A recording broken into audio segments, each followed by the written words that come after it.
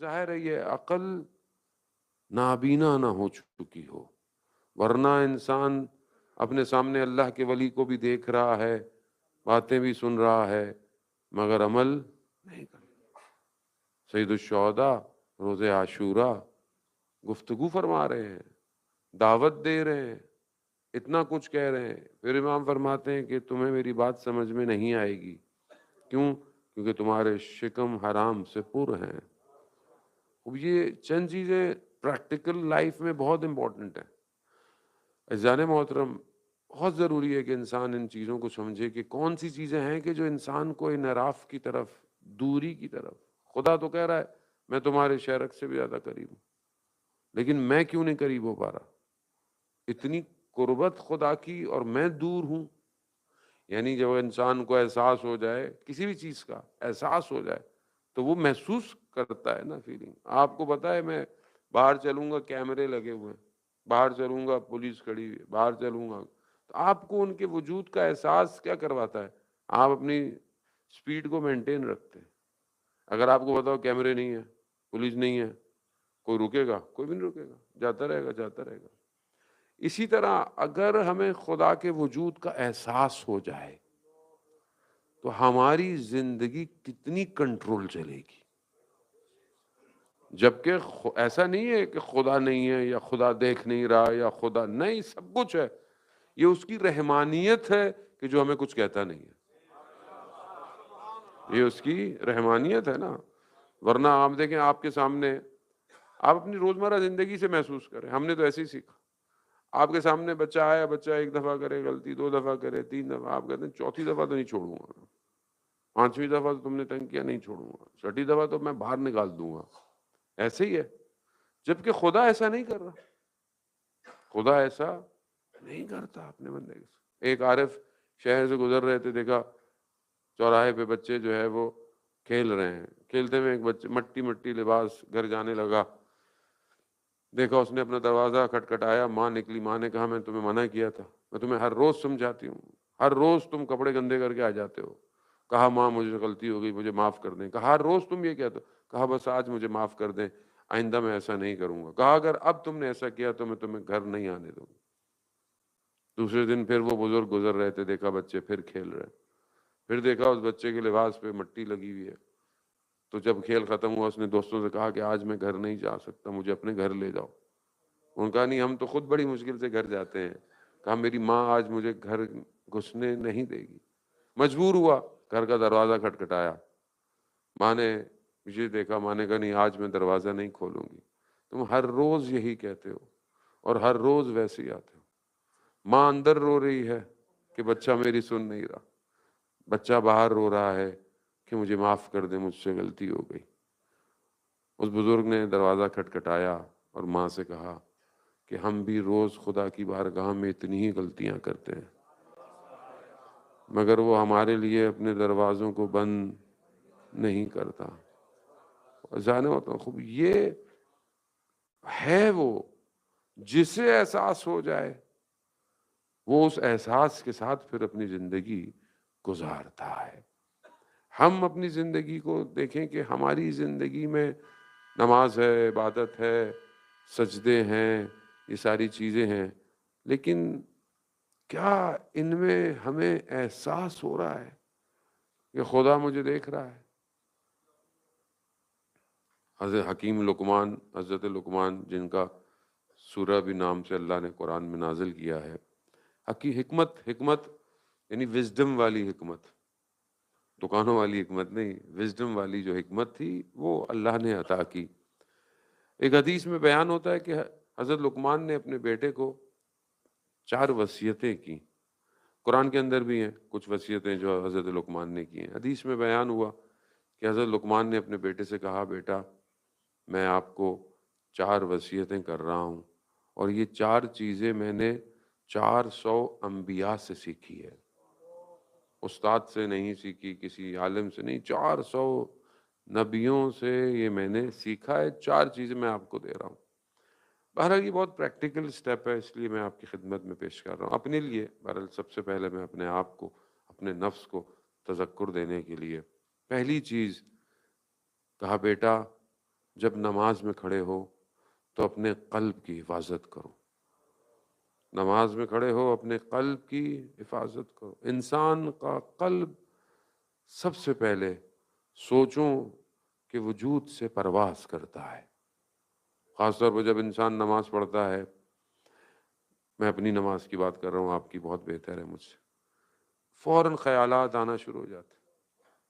حالانکہ نماز تھوڑی دیر کی ہوتی ہے، اور اس نماز کے اندر کبھی یہاں کبھی وہاں، کبھی یہ فکر کبھی وہ فکر، اور اسی فکر میں مجھے پتہ بھی نہیں چلتا میری کون سی رکعت تھی اور کون سی رکعت کہاں چلی گئی. بعض اوقات اپنی سوچوں سے رکعتیں گن رہا ہوتا ہوں، کیونکہ سٹیٹک پوزیشن میں نہیں ہوں، میں اس کو سنبھال نہیں رہا. عام روٹین، لیکن ہر چیز کا ایک ایپیٹائزر ہے. کھانے سے پہلے آپ ایپیٹائزر لیتے ہیں، بھوک لگے، درمیان میں وقفات. خود اس قلب کو ایپیٹائزر چاہیے نماز سے پہلے.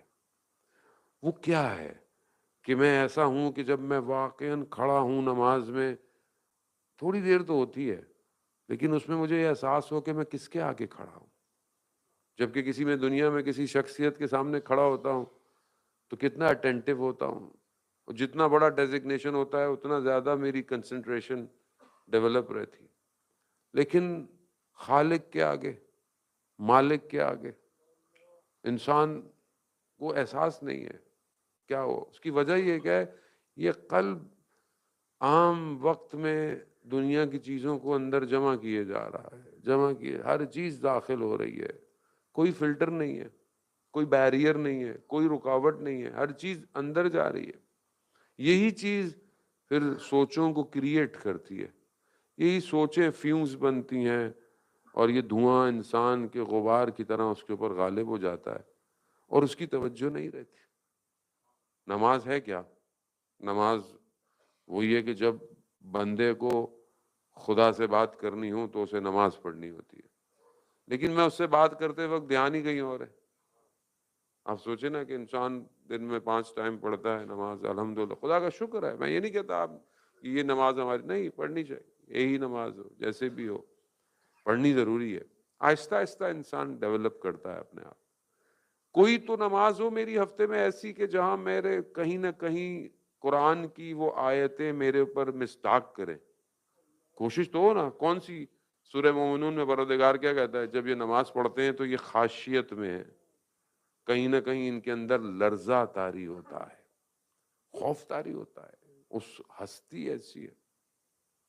امام سجاد علیہ الصلوۃ والسلام، اللہم صلی علی محمد. امام سجدے کی حالت میں ہے اور کہیں آگ لگ گئی گھر میں. کہیں خادم نے بہت شور مچایا، آگ آگ لگی، آگ لگی. امام نے سر سجدے سے نہیں اٹھا. جب امام نے سر سجدہ ختم کیا تو کہا مولا آگ لگ گئی تھی. امام نے کہا کہ جہنم کی آگ اس آگ سے کہیں زیادہ خطرناک ہے. توجہ انسان کی ہونا، اس کی طرف حاضر ہے، اس کی بارگاہ میں کھڑا. کیسے کھڑا ہوا؟ اس کی اپنا خود باڈی لینگویج اس کو بتائے کہ وہ کس کے آگے کھڑا ہوا ہے. آیت اللہ عظمہ بہجت کی آپ دیکھیں نا، ائمہ علیہ السلام کی نمازوں تک تو ہم کہاں پہنچ سکتے، لیکن بہرحال علماء کی نمازیں، شہداء کی نمازیں، ان کو دیکھیں کیسے آیت اللہ بہجت نماز میں گریا کرتے تھے، چیخ مارتے تھے، گویا واقعاً اپنے پروردگار کو دیکھ رہے ہیں. اب یہ انسان ٹرائی کرے. بہرحال میں اپنی طرف ہوں کہ میری داڑھی سفید ہو گئی، زندگی آہستہ آہستہ، پتہ تو ہے نہیں کل نہ ہے یا نہیں ہے، لیکن انسان اپنی زندگی میں سوچے تو صحیح کہ کیا کبھی اس کو اتنی فرصت نہیں ملی. دوسری چیز کہا بیٹا جب دسترخوان پہ بیٹھنا تو اپنے گلے کی حرام لقمے سے حفاظت کرنا، کیونکہ خوراک بہت ضروری ہے. خوراک کیسے کھا رہے ہیں، کہاں سے کھا رہے ہیں، کس طرح کھا رہے ہیں. یہی چیز جب جاتی ہے انرجی بنتی ہے، اور یہی انرجی انسان کو غفلت کی طرف لے جاتی ہے. اگر یہ صحیح نہ ہو تو انسان غلطی کر بیٹھتا ہے. کبھی خدا نہ خواستہ کوئی غلطی ہو جائے تو پہلی چیز جو انسان کو سوچنی چاہیے وہ خوراک ہے. لقمہ دیکھ، لقمہ بہت امپورٹنٹ ہے. کاظم کربلائی جو قم المقدسہ میں دفن ہے، پڑھے لکھے شخص نہیں تھے، کسان تھے، کسان نارمل، کھیتوں میں کام کرنا، جس کے کھیت میں کام کرتے تھے اگر وہ زکوٰۃ نہیں دیتا تھا تو کام نہیں کرتے تھے، اور جب اپنے حصے کی بھی کوئی چیز ملتی تھی، گندم یا کوئی چیز، تو پہلے زکوٰۃ دیتے تھے۔ کیا کیا اللہ نے، ایک دن بیٹھے ہوئے تھے ایک امام زادے پہ اپنے گاؤں کے پاس، تو دو شخص گھوڑے سوار آئے اور کہا کہ بلائی کاظم قرآن پڑھو۔ پڑھے لکھے نہیں تھے، کہا مجھے قرآن پڑھنا نہیں آتا۔ انہوں نے اس کے سینے پہ ہاتھ رکھا، کہا آپ پڑھو، تو دیکھا قرآن حفظ ہو گیا، قرآن حفظ ہو گیا۔ جاتے جاتے مولانا کو پتہ چلا، گاؤں کے اس زمانے میں آیت اللہ بروجردی مہاراجے تھے، کم میں ان کو لے گئے، انہوں نے ان کا امتحان لیا، دیکھا کہ اس کو تو قرآن پورا آتا ہے۔ پھر کتابیں دیں عربی کی جس میں زیر زبر بھی نہیں ہے، کچھ بھی نہیں ہے، قرآن کی آیتیں بھی لکھی ہوئی ہیں، تو جس جگہ پہ لائن میں قرآن ہوتا تھا وہاں پہ ہاتھ رکھ دیتے۔ تو کہا آپ کو کیسے پتہ چلا، آپ کو تو پڑھے لکھے نہیں ہیں؟ کہا کہ جہاں قرآن ہے وہاں مجھے نور نظر آتا ہے، صفائی، پاکیزگی۔ ایک دفعہ کوئی کسی کے گھر کھانے پہ لے گیا، کھانا کھایا، واپس آئے تو دیکھا قرآن بھول رہے ہیں، ڈیلیٹ ہو رہا ہے۔ پوچھا جس کے گھر لے گئے تھے کیا یہ خمس دیتا تھا یا نہیں دیتا تھا؟ کہا نہیں، وومٹ کی کہتے ہیں تاکہ کھانا باہر آ جائے۔ کیونکہ میں اپنی بات کر رہا ہوں، بہرحال تو ہم تو اس دنیا کے اندر وہ ایسے ہو گئے ہیں کہ ہمیں تو کچھ اثر ہی نہیں ہو رہا محسوس، کیونکہ صفائی نہیں ہے نا۔ صاف ہو تو چیزیں نظر آئیں، صاف ہی نہیں ہے تو ہمیں تو کچھ نظر ہی نہیں آ رہا، تو زندگی چلے جا رہی ہے، بڑھے جا رہی ہے آگے۔ تیسری چیز، بیٹا جب کسی کے گھر جانا تو ان کی ناموس سے اپنی آنکھوں کی حفاظت کرنا، قلب کی حفاظت، گلے کی حفاظت، آنکھوں کی حفاظت۔ عزیزان محترم، آنکھ بہت تاثیر رکھتی ہے، انسان کا سارا ڈیٹا جو اس کے برین میں رن ہوتا ہے نا، وہ آنکھ ہے۔ جو چیز ہے وہ انسان کے اندر فریم کی طرح سیف ہو جاتی ہے، اور یہ بہت بڑا امتحان ہے انسان کے۔ یہی انسان اگر اپنے آپ کو طاقتور کر دے تو یہی آنکھ اس کو کمال پہ لے جائے گی۔ اگر اس دنیا کی لذتوں سے آنکھوں کو گرا دے تو خدا اس کے قلب کی آنکھ کو کھول دیتا ہے۔ اور یہ بھی ساری چیزیں پریکٹس کرنی پڑتی۔ اگر ہم شروع میں انسان اپنی آنکھ کو چھوڑ دے، رہا کر دے، جہاں دل چاہے دیکھے، جو دل چاہے دیکھے، مولانا صاحب نیت اچھی ہونی چاہیے، دیکھنے میں کیا فرق پڑتا ہے؟ نہیں ہے، آپ کی نیت بے شک اچھی ہو، آپ کی نیت پاک ہو، لیکن بہرحال تاثیر ہوتی ہے۔ میں اپنی بات کر رہا ہوں، آپ مجھ سے زیادہ مضبوط ہوں گے، مطلب انسان کمزور ہے، بہرحال چانس اس کے بعد دیکھیں، جب تک انسان زندہ ہے گمراہی کے چانسز ہیں، جب تک انسان زندہ ہے ایک جگہ امتحان کے اندر ہے، اور ہر شخص کی آزمائش الگ ہے۔ شیطان ابلیس ایک بوڑھا شخص بن کے، آیت اللہ قاضی رضوان اللہ تعالیٰ علیہ نجف میں جو وادی السلام میں دفن ہے، آیت اللہ بہجت کے استاد تھے، آیت اللہ علامہ طباطبائی کے استاد تھے، وہ اتنے بزرگ، اتنے بڑے آدمی تھے، کتنی بڑی شخصیت تھی۔ ان کے سامنے کسی گلی میں نظر آ گیا، پہچان گئے کہ یہ ابلیس ہے۔ کہا کہ اب میں بوڑھا ہو گیا، اب تم میرے پیچھے کیوں آئے ہو؟ کہا کہ ابھی بھی تم نے اگر کوئی غلطی کی تو میں تمہیں پہاڑ کی چوٹی سے کھائی میں گرا دوں گا۔ یعنی شیطان کسی کو چھوڑتا نہیں ہے۔ کہ نہیں، شیطان کو میرے سے کیا لینا دینا، شیطان تو اپنے بندوں سے کچھ نہیں لینا دینا ہوتا۔ شیطان کے جو بندے ہوتے ہیں نا، ان سے کچھ نہیں لینا۔ وہ مشہور واقعہ، شیخ مفید کا شاگرد تھا، اس نے خواب میں دیکھا کہ شیطان کے پاس ہر طرح کی زنجیریں ہیں، پتلی پتلی زنجیریں ہیں، بڑی بڑی، جو شپ کے ہاربر کو گرایا جاتا ہے، شپ کو اتنی موٹی بھی زنجیریں ہیں، پتلے پتلے۔ کہا کہ یہ کس لیے ہیں؟ کہا کہ ہر شخص کے ایمان اور طاقت کے حساب سے میرے پاس زنجیریں ہیں، اسی حساب سے میں اس کو ڈالتا ہوں۔ کہا یہ اتنی بڑی، سب سے بڑی، کس کے لیے؟ کہا یہ تمہارے استاد کے لیے۔ کہا تو پھر؟ کہا مگر اس نے وہ بھی توڑ دی۔ کہا میرے لیے کیا ہے؟ کہا تمہارے جیسے کے لیے زنجیر کی ضرورت نہیں۔ کچھ لوگ تو جیسے نا ہوا چلے جہاں کی چلے ادھر ہی چلے جاتے ہیں۔ تو انسان اتنا ہلکا نہیں ہونا چاہیے، ذرا سی بات ہو بگڑ جائے، ذرا سی کوئی چیز ہو پھٹ جائے، ذرا سا کچھ نظر آئے بہہ جائے، یہ بہت ہلکا ہوتا ہے آدمی. تھوڑا اپنے آپ کو انسان کو بردبار بنانا چاہیے، پرسنالٹی کریٹ کرنی چاہیے انسان. یہ خواب سے اٹھے نا، پسینے پسینے دوڑتے ہوئے استاد کے پاس گئے. استاد سے پوچھا میں نے ایسے ایسے خواب دیکھا. استاد کہا صحیح دیکھا تم نے خواب. کہا کہ کیسے آپ نے توڑ دی اس کی اتنی بڑی زنجیر. کہا کہ کچھ دن سے میرے گھر میں مشکلات تھیں، فقر تھا، چیزیں نہیں تھیں، مگر میرے پاس کچھ وجوہات تھیں، کچھ واجب چیزیں، خمس کے پیسے پڑے ہوئے. تو میں نے کہا کہ میں اس میں سے قرض لے لیتا ہوں اور جب آئیں گے تو اس میں ڈال دوں گا. یہ کہہ کر میں بازار تک گیا. جیسے ہی میں بازار میں دکان تک پہنچا کہ کچھ خریدوں، میرے ذہن میں خیال آیا کہ اگر میں ابھی مر جاؤں تو کس کو پتا چلے گا میں نے قرض لیا تھا. اب حرام کام نہیں تھا، حرام نہیں کر رہے، کچھ نہیں کر رہے. البتہ جب ہم نے یہ واقعہ سنا، ہم نئے نئے طالب علم تھے، اتنا عرصہ نہیں ہوا، تو ہم بھی سمجھے کہ ہم بھی شیخ مفید ہیں. ہم نے بہت سی چیزیں کرنا شروع کی. ہمارے استاد نے کہا تھوڑا ہلکا، تھوڑا تھوڑا پڑھ تو لو تھوڑا سا. تو یہ بہرحال بعض اوقات باتیں انسان بیان کرتا ہے، لیکن انسان کو بہرحال اپنے حساب سے اس کی انٹینسٹی بھی امپورٹنٹ ہے. یہ ضروری ہے، انسان جتنا ہائی لین میں ہوگا، سپیڈ اس کی فاسٹ لین میں، ذرا سی غلطی اس کو حادثے کی طرف لے کے جا سکتی.